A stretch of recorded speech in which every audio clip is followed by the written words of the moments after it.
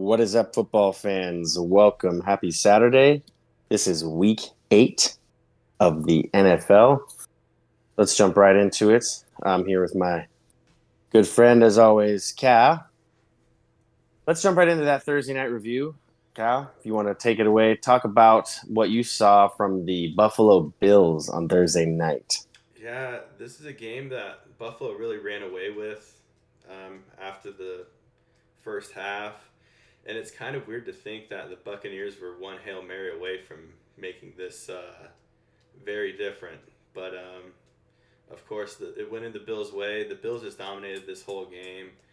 And it's really good that the Bills came away, at least for the Bills' sake, with a win here because they have a tough schedule up ahead. I've seen some of the opponents that they play, and it's just a gauntlet of good teams. So, everything's good there on the Bills side. Josh Allen is okay after having an injury scare midway through the game. But yeah, this is just another clutch Bills win, and hopefully they can build upon what they've been doing so far this season. It hasn't been the most consistent from the Bills, but they're playing like a strong team right now, and they're looking to build on that. Yeah, they've had a couple of roadblocks so far. Obviously, week 1 was a huge, just like, not a way they wanted to start the year, but I think they found it. They just need to get some more consistent play from the defensive side, and obviously that's been a challenge because some of the injuries that they've suffered, some major injuries that they've suffered on the defensive side of things. But um, yeah, I honestly thought the same thing going into just kind of evaluating the Buccaneers and what happened. They had some drives. They got in the end zone a couple times. Obviously, I mean, the score on you look at the game, it's 24-18. And you're like, okay, this was a one score, but really, like you said, the Bills were pretty much in control of the game, especially after the second half.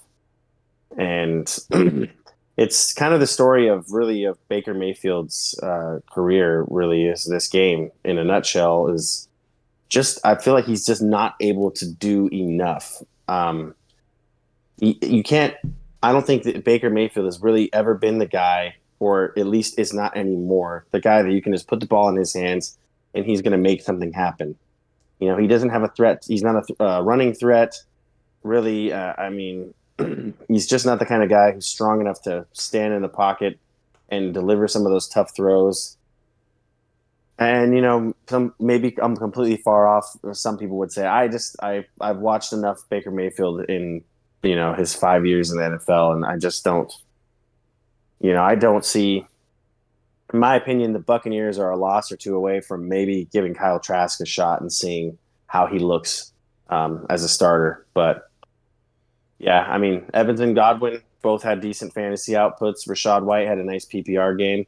So Buccaneers players, fantasy owners, you'll take it. You'll take it in a tough matchup. You'll take what you got from that team.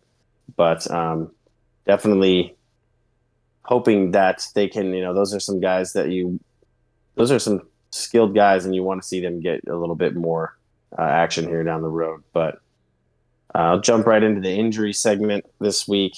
A couple guys I'm looking at. First one, Josh Palmer had kind of a breakout game last week, and I think the Chargers really need him. They're going to be leaning on him. He's really shown that he is a deep threat. He's got a knee injury he's dealing with. Missed practice on Wednesday and Thursday. He got in a limited session today on Friday, which is a good sign, but still, he's going to be heading into the weekend with the questionable tag still. So if they have any more information for tomorrow, it's something to be worth monitor because I mean, Quentin Johnson is a guy that I would definitely grab if you were in a pinch. Pick him up off waivers if you can, or if you already have him stashed on your bench. If you've been monitoring this injury, definitely a guy that I would start in the event that Josh Palmer doesn't play, just because of the plus matchup they have this week against kind of a softer Bears defense. But Kyle, who's the primary guy you're looking at this week, injury wise?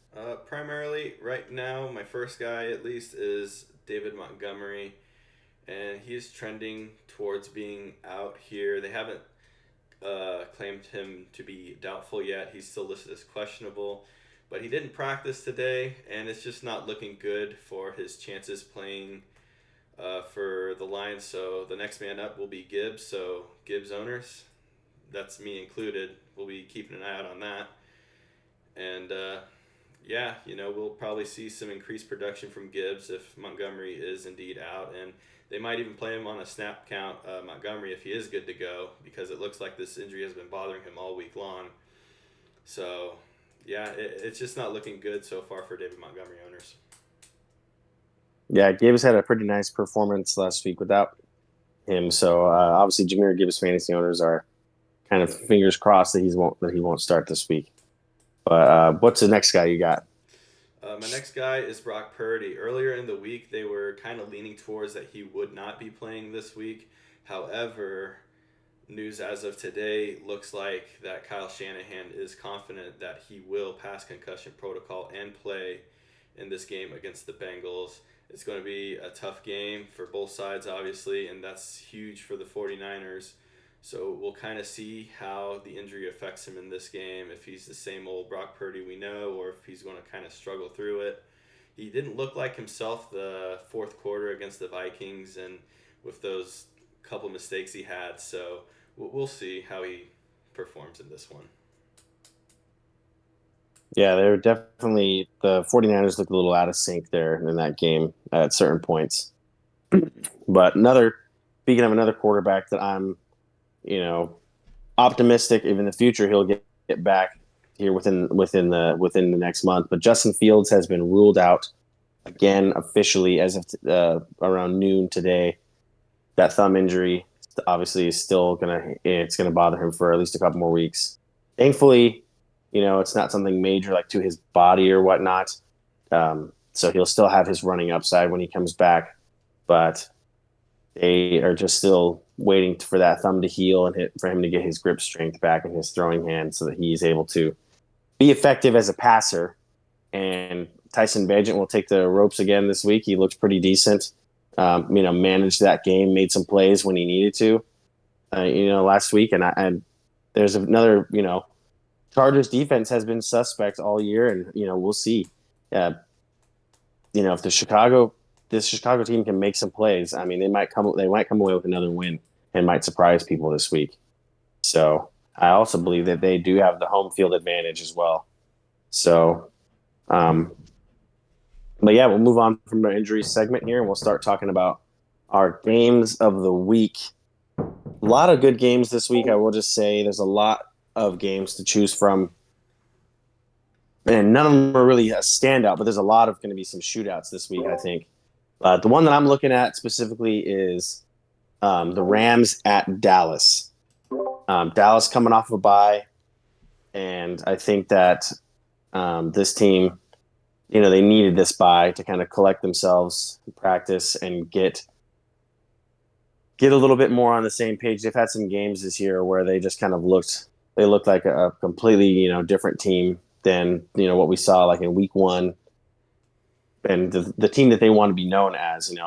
They want to be known as a high octane on defense and offense team. So I'll look for them to get back on track this week against the Rams team that has, with their running game kind of being in question now with their starting, Kieran Williams not playing last week. Got a kind of a carousel of running backs going on. I think they're just going to continue to lean on the pass game because Kupp and Puka has been a solid combo for them this week. They couldn't get it going in the fourth quarter last week against the Steelers, but another tough defense for them this week. But Dallas is a tough defense, but I think it's a beatable defense. It's a beatable defense. So I'm looking for this game to be a shootout on both sides, kind of an air it out game. But I do give the advantage to Dallas. I think we'll be 27-21 in favor of Dallas. I hate to say it, not a Cowboys fan, but I am giving him the edge this week just solely because of the defensive aspect. Who you got, Kyle? Well, my game of the week here is going to be the Jaguars at the Steelers. And I think this is going to be a pretty close game. The Steelers have home field advantage in this one. This is going to be a battle of great offense versus great defense, and which one will come out on top, so to speak. And the big question is, can the Steelers defense do enough as they have been in this season to win this game? And that will be remain to seen. I personally think they can do it, but that's just my Steeler fan bias poking through. I think they're going to win this game 24-21. Yeah, they've been extremely clutch. Come up in big moments towards the end of games. The Jacksonville defense is not one to sleep on either. I know they've given up, more points I think than anyone really expected them to so far this season, but Jacksonville defense still is making plays and playing at a very, fast pace. So it's gonna be definitely a game that I'll be tuning into for sure. So without further ado, we want to kick it off with the send its. All right, so my first send it here is going to be Tank Dell versus the Carolina Panthers. And my simple reasoning is this is an offense that's looking pretty damn good against a Carolina team that isn't looking good at all. So I feel like CJ Stroud is just going to share the wealth in this game. Everyone's going to produce for the Texans, including Tank Dell. So if you have Tank Dell, I'd be leaning towards starting him because even though Nico Collins is there and he's going to get his fair share of targets, Tank Dell is going to get his targets as well, and I think he's going to be productive in this game. Yep, and they're all coming off a bye week, so they should be rested and ready to go. Hopefully, there's no bye week jitters there. My first one is going to be Kendrick Bourne. Um, Obviously, the Patriots have a very tough matchup this week against the Dolphins, and now they're going to Miami. This is the second time they played them this year, so they'll not have the home field advantage they had last time. But Kendrick Bourne has been hot as of recent. He's had at least either 10 catches or a touchdown in the last 2 weeks. So he's getting plenty of usage there. I mean, it's a pretty thin, you know, as far as startable fantasy guys on that New England team. And I think that if you picked him up off of waivers last week or a couple weeks ago, and or you're really needing a third wide receiver, I think it's a great matchup for him this week. They're going to be in aired out mode, and Miami's corners, Xavier Howard and Jalen Ramsey. Obviously, they've been off the field. Well, Jalen Ramsey hasn't even seen the field, but Xavier Howard last week, I believe he was off the field with a concussion or something along those lines. So I see that even if Miami takes a big lead here, that they're going to play zone coverage for the second half, and at least Kendrick Bourne will have some garbage time yardage. So good play this week, good PPR play. Um, and I'll roll right through into my second one. DeAndre Hopkins, another wide receiver. I'm high on DeAndre Hopkins this week, even though Ryan Tannehill will not be starting. I'm big on this matchup against Atlanta because I think that these two young quarterbacks, it was I think announced already that they plan on starting. They plan on starting both of these QBs this week. They want to see Will Levis. He's going to hit the field as well.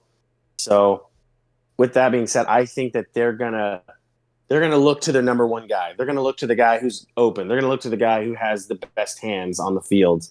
So I don't think that either of these guys are gonna want to go out there and game manage against the Falcons defense. There's Falcons defense has been stingy in both aspects. Especially late in the games, they've really locked teams down. But I think that we could even be looking at a similar situation here if Atlanta does take a two, maybe three score lead against the Titans that have struggled, all season. We might see a kind of a similar situation where at least DeAndre Hopkins can kind of get some PPR upside. Maybe just be targeted heavily, and his volume will carry him through to at least a reasonable fantasy day. But Kyle, if you be so kind. All right, so for my next send it, I have Josh Downs against the Saints, and his production has been creeping more and more towards the plus side here, and I'm really liking the potential from Josh Downs. He's been electric when targeted, and he's been making some plays here. So, up against this Saints team, I know their defense is on the probably the better side of things, But don't let that fool you. I think Josh Downs is still going to get involved, and he's still going to get peppered in targets from Gardner Minshew here. I say send it on him because simply of the fact that he is just looking great lately. Yeah, he's been getting open and he's been channeling his inner Marvin Harrison for sure. And obviously, the Browns defense is just as good, if not better, than the Saints defense. And look what happened. Colts were able to, just move the ball up and down on them all last week. So, um, you got one more for us? I do, and my last one is going to be Ramondre Stevenson against Miami. I'm finally feeling confident that Ramondre Stevenson can get some production here in this game. And it's simply because of the fact that it seems like the past few weeks the Patriots offense has finally been kind of putting something together in terms of game plan and drives, and they're not sputtering out as quickly. They're actually being more methodical in what they're doing, and it's been working for them. It worked against the Bills last week, so I think it's going to also work against Miami. I think this is going to be a much closer game than the first time they played, and I think Ramondre is going to be a big part of that. Yeah, and we'll hopefully he gets some receiving usage this week as well.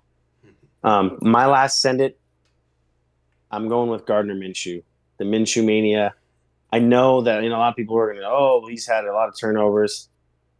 He has had a lot of turnovers so far. I mean, he's played against a couple of really tough defenses in his first couple of games of starting since Richardson has been gone.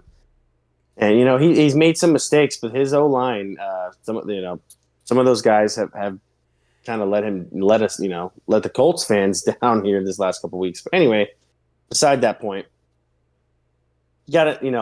Two on the ground and two in the air last week. He moved the ball really well. I mean, regardless of those four turnovers, he still, at least in our league, had 31 points. So I mean, for me, against this defense, I think that you got Jonathan Taylor is starting to look like him, like his old self. Josh Downs is emerging. Pittman is still there. I think there's these playmakers are they're just. I think the Colts are hot. I think they're hot, and the Saints, they're gonna have to travel to Indianapolis after they had a tough loss in prime time last week. I mean, it just doesn't get any easier for them. And this team, Colts team, is hungry, and they're looking. I think they're going to try to push for a wild card spot. I'm riding the Minshew mania train here. Um, but I will slide on over to the next segment, talk about our end its, and I will kick it off with my first Calvin Ridley. Calvin Ridley is my first one. He has just been extremely inconsistent this year. The Jaguars do have somewhat of a tough matchup this week going to Pittsburgh. So, I mean, I don't think that there's going to be a ton of offense to go around. I wouldn't be surprised if the Jaguars were able to put together a few scores, but ETN has really dominated in terms of who's scoring the touchdowns these last 3 or 4 games. So they're just having a lot of success running the ball in the red zone. So I mean that has taken away his scoring upside as well. But yeah, Calvin Ridley has been just inconsistently. He's getting downfield looks, which is amazing.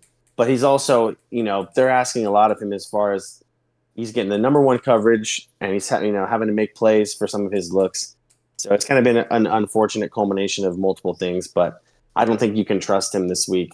I think there's better options out there. Find someone who's had a little bit more consistency, so that you're not ending up with another 2 or 3 points in your lineup. All right, so But you, for my first ended here, and this is for everyone who's in the two quarterback league, a super flex league, or whatnot. I'm going to go with Geno Smith against the Cleveland Browns, and I just don't see this matchup going in the favor of Geno. This Cleveland Brown defense has been very good. They were that great against the Colts. The Colts actually did really well, but I think that's just the fact of the Colts offense more or less than anything else. Geno Smith here, I just can't see him producing that much in this game. There's too many playmakers on this Cleveland Browns defense. The offensive line of the Seahawks has kind of been pasted together, and Myles Garrett, I feel like, is going to have a field day everyone there, and it's just not a good recipe for success, at least in my opinion. So you might want to look another way when thinking about starting Geno Smith here in this one. I'm just not too confident. Yeah, Miles Garrett is absolutely red hot, and he is just terrorizing quarterbacks. So screw that. Uh, Go ahead and take it away with your next. All right, so my next one right here is going to be Brian Robinson versus the Eagles. I expect this game to go be a little bit different than it was last time. I kind of expect Philadelphia to just kind of have their way with Washington this go around, and Brian Robinson, I don't think he's going to do much against this Philadelphia Eagle defense. And Washington, as of late, has been struggling a lot, especially last week against the Giants. I'm just not sure they can keep it as competitive as last time they played the Eagles here. And I think they're going to be playing catch up for most parts. So they're probably going to look towards abandoning the run game and being more pass heavy in this one. So that's why I'm going to say end it on Brian Robinson. Yeah, and I wouldn't be surprised to see Antonio Gibson, if they do end up going into the pass heavy mode, cutting into those, receiving touches as well. My first, or sorry, second, Miles Sanders. Miles Sanders. He, I know, has disappointed a lot of people that got him this year as like their second running back. That's about where he was going in most drafts. You know, Not in the top 10, but he was probably around the 12 to 16 area for most drafts, maybe, in the high teens. But I think he is really disappointed and underwhelmed. Obviously, the Panthers as a whole have struggled, but he has definitely been a part of that struggle and not been one of the lone bright spots that they've had.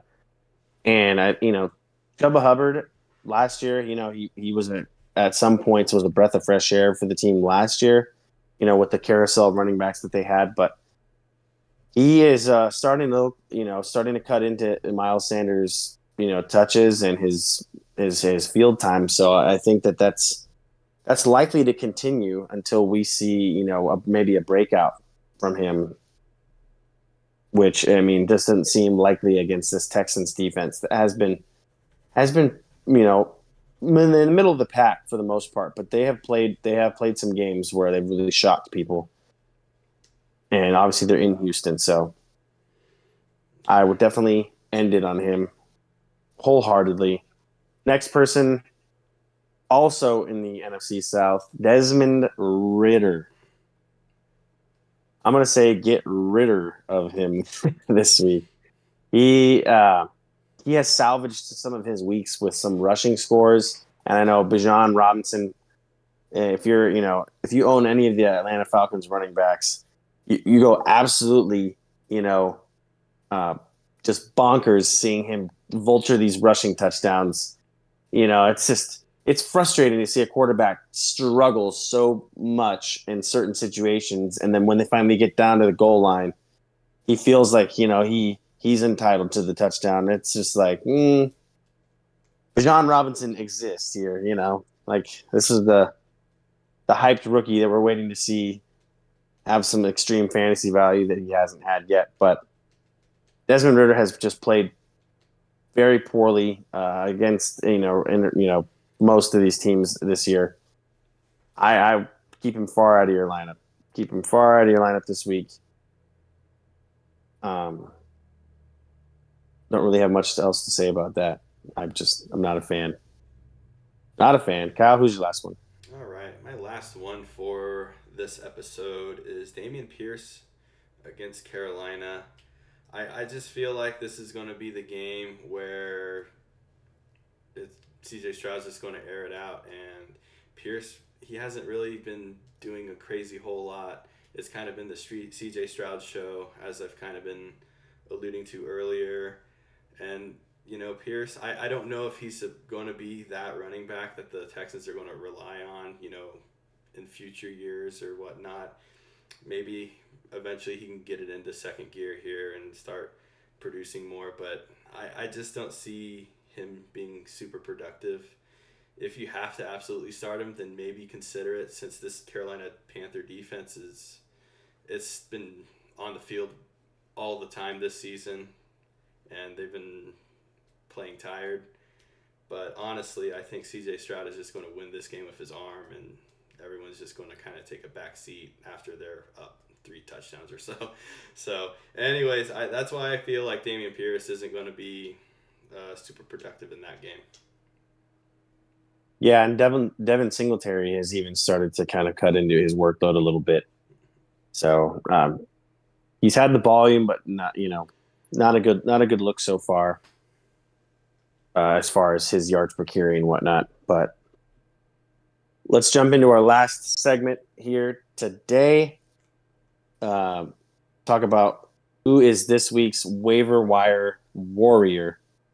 For me, Dalton Kincaid. If you haven't picked him up yet, or if you have an opportunity, or if he's already taken, or if you're not starting him, get him in your lineups. If Thursday game wasn't enough of a reason, to show you that now that Dawson Knox is out of the picture, I think that he is going to start to be featured in this, Buffalo Bills offense, which is obviously top 5 in the league. I mean, like he's gonna have the volume, he's gonna have the scoring potential because he's a big bodied guy. He's had two best performances of the year so far have come in the last 2 weeks. To me, it's a slam dunk. It's a very thin position. Should be a no brainer at this point. If you haven't had a chance to go get him, if he's still available in your league, probably like 8 team leagues, maybe I would go grab him. I got to agree with you on that one. And for me, I hope I'm saying his name right, but Ty J. Spears. This is a bit of a speculative ad because, of course, we have had enormous amount of rumors regarding Derrick Henry being traded as of late, and teams interested range from the Ravens, Cowboys, and who knows where he's going to go if he actually gets traded. This is a rumor, like I said, but you can say screw it, add a waiver to Ty J. Spears here, and you never know, he might become the starting running back for the Titans. So that's my speculative ad of the week here. Yeah, it would be interesting to see. I know Dalvin Cook is another big name running back that has been in some trade talks just because of today. He has expressed frustration with his role in the offense. And, a lot of people were coming into this season. I mean, even me, I thought that they would be more of a kind of a split, him and Brees Hall. But Brees Hall had his moment where he complained about his role, and obviously they gave him the touches, and he has done wonders with the touches that he's been given so far. So I don't see any reason for them to let Dalvin Cook really back into the offense. And they've already, shipped away McCole Hardman. But anyway, back to Ty J. Spears.